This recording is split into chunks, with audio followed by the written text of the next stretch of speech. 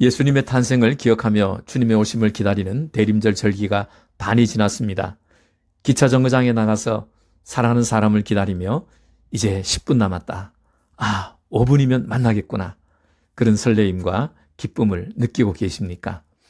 오늘은 스바냐 3장 14절에서 20절까지 기뻐하라 이 제목으로 은혜를 나누려고 합니다. 교회 전통에 의하면 대림절 셋째 주일을 가우데테 선데이라고 부릅니다. 주님이 오실 시간이 가까워졌기 때문에 고대 교회에서는 이날 임례송으로 빌립보서 4장 4절 말씀 기뻐하라 주 안에서 항상 이것을 노래했습니다. 라틴어로는 가우데테인 도미노 셈프레인데 처음 나오는 가우데테 기뻐하라는 말에서 대림절 셋째 주일을 가우데테 선데이 기쁨의 주일이라고 불렀습니다. 우리에게 기쁨과 평화를 주시기 위해 오시는 주님을 기다리는데 왜 기뻐하지 못합니까? 바울은 주 안에서 항상 기뻐하라. 내가 다시 말하노니 기뻐하라고 명령했는데 우리는 예수님을 믿고 모시고 사는데 왜 기쁨이 없을까요? 슬픔이나 두려움에 붙잡혀 있거나 삶의 의욕과 희망을 잃어버렸기 때문인지도 모릅니다. 그러나 그리스도인의 기쁨은 환경과 조건에 관계없이 성공이나 실패에 관계없이 항상 간직할 수 있는 기쁨입니다. 정말 그런 기쁨이 가능할까요? 스바냐 선지자가 예언하던 때는 남유다가 신앙적으로 타락하고 사회적으로 불의와 악행이 가득했습니다. 예배를 드리면서도 하나님을 찾는 것이 아니라 저마다 자기들이 만든 우상에 입맞추고 있었습니다. 열심히 종교 생활을 하지만 마음은 자기 욕심으로 가득 차 있었습니다. 경제적으로는 부유했지만 가난하고 약한 사람들의 신음소리가 곳곳에서 터져나오고 있었습니다. 이때 스바냐 선지자가 나타나 하나님의 심판을 외쳤습니다. 나라는 망하고 백성들은 포로로 사로잡혀갈 것이라고 말했습니다. 언제나 심판의 목적은 구원과 회복을 위해서입니다. 무너뜨리는 것은 다시 세우기 위해서이고 용광로의 불은 금을 연단하기 위해서입니다. 스바냐가 심판을 예언한 지 110년이 지난 남유다는 바벨론에 의해 멸망당하였고 남은 자들은 포로로 끌려가 70년 동안 종살이를 하게 됩니다. 그동안 마음대로 예배도 드리지 못하고 찬송도 부르지 못하고 하나님의 정의로운 절기도 지키지 못했습니다. 그러나 하나님은 70년이 지난 후 약속대로 그들을 고국으로 돌려보내십니다. 그것은 하나님의 전적인 은혜 때문이었지 그들의 노력이나 행위 때문이 아니었습니다. 돌아온 땅에는 이방 사람들이 이미 들어와 주인 행세를 하며 그들이 하는 일을 방해했습니다. 오랫동안 나라를 잃고 종살이한 그 상처와 트라우마로 그들은 낙심과 두려움에 빠져 있었습니다.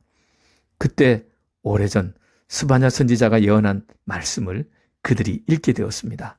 바로 오늘 이 본문입니다.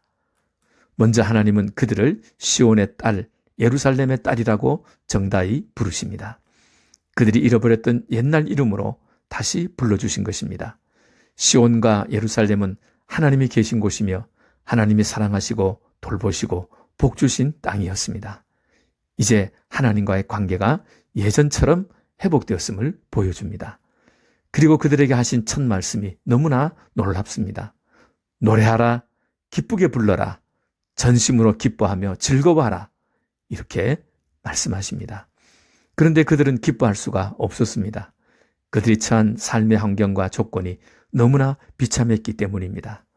너무나 오랜 세월 종살이하면서 기쁨도 희망도 삶의 의욕도 잃어버렸습니다. 하나님은 그런 그들을 어떻게 일으키시며 다시 기뻐할 수 있게 하실까요? 오늘의 말씀 속에서 하나님의 음성을 들을 수 있기 바랍니다. 첫째, 형벌이 끝났기 때문에 기뻐하라고 하십니다. 14절에 시온에 따라 노래할지어다 여호와가 너의 형벌을 제거하였다고 하십니다. 그들이 회개했거나 하나님께 부르짖었거나 하지 않았습니다. 하나님이 일방적으로 선포하십니다. 이제 너희들의 복역 기간은 끝이 났다. 그동안 벌을 배나 받았으니 이제 고국으로 돌아가라. 그것은 그저 하나님의 전적인 은혜이었습니다. 하나님은 자기 백성들과의 관계를 유지하시려고 공동체의 죄를 씻겨주시는 날을 정해놓았습니다. 이날은 대제사장이 이스라엘 공동체를 대신하여 하나님께 속죄의 제사를 드렸습니다. 주일마다 안식일이 있고 1년마다 대속죄일, 7년마다 안식년, 그리고 안식년 7년째는 희년으로 지키게 했습니다. 모두 하나님이 자기 백성들의 죄를 씻어주시는 날이었습니다. 인간이 육체의 연약함과 죄성 때문에 의롭게 될 수 없다는 것을 아시고 하나님이 친히 만드신 의를 준비해 두신 것입니다. 이것이 예수 그리스도에게서 완성되었고 그 절정이 예수 그리스도의 십자가입니다. 그래서 새 예루살렘을 여호와의 의라고 부르는 것입니다. 하나님이 주신 이 의는 아무도 그 무엇도 빼앗을 수 없습니다.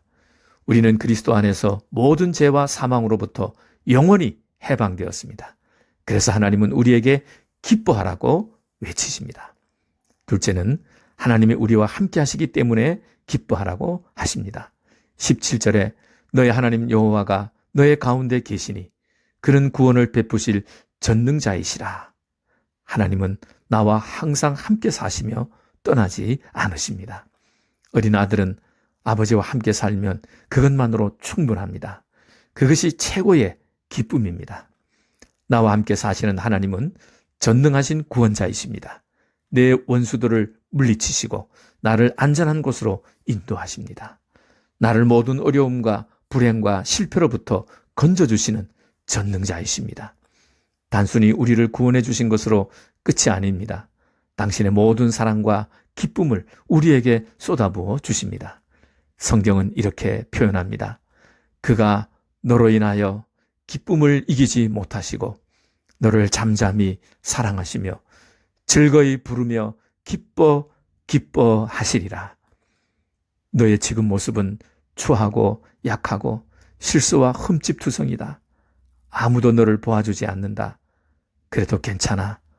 너의 존재 자체로 너는 내 사랑하는 아들이며 내 기뻐하는 딸이야. 내가 너를 씻기고 깨끗하게 할 것이다. 향기로운 냄새로 가득하게 할 것이다. 너는 귀한 존재가 되려고 하지 말아라. 이미 귀한 존재이기 때문이니까. 우리가 하나님을 기뻐하고 찬양해야 하는데 거꾸로 하나님이 내게 가득 찬 기쁨으로 노래를 불러주십니다. 세상 만물의 주인이시고 왕 중의 왕이신 하나님이 나를 기뻐 받아주셨는데 누가 나를 비웃고 없이 여길 수 있겠습니까?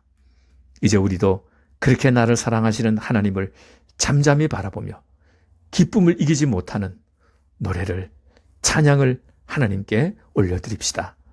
마지막으로 칭찬과 명성을 얻게 해주시기 때문에 기뻐하라고 하십니다. 20절에 내가 그때에 너희를 이끌고 세상의 모든 민족 중에서 칭찬과 명성을 얻게 하리라. 이전에 이스라엘은 열방으로부터 무시당했고 조롱을 받았습니다. 그러나 하나님은 이제 그들을 높이시고 그들의 머리에 왕관을 씌워주십니다. 하나님은 지난날의 실패와 수치를 예수 그리스도 안에서 칭찬과 명성으로 바꾸어 주십니다. 세상 사람들의 평가가 아니라 하나님이 주시는 명예와 회복을 소망하며 살아갑시다. 사람이 아니라 하나님이 주시는 복으로 부유하게 되었음을 더욱 기뻐합시다. 주 안에서 항상 기뻐하라. 내가 다시 말하노니 기뻐하라. 하나님이 예수 그리스도를 통해 우리에게 반드시 이루시는 약속입니다. 그 예수님이 벌써 문 앞에 와 계십니다.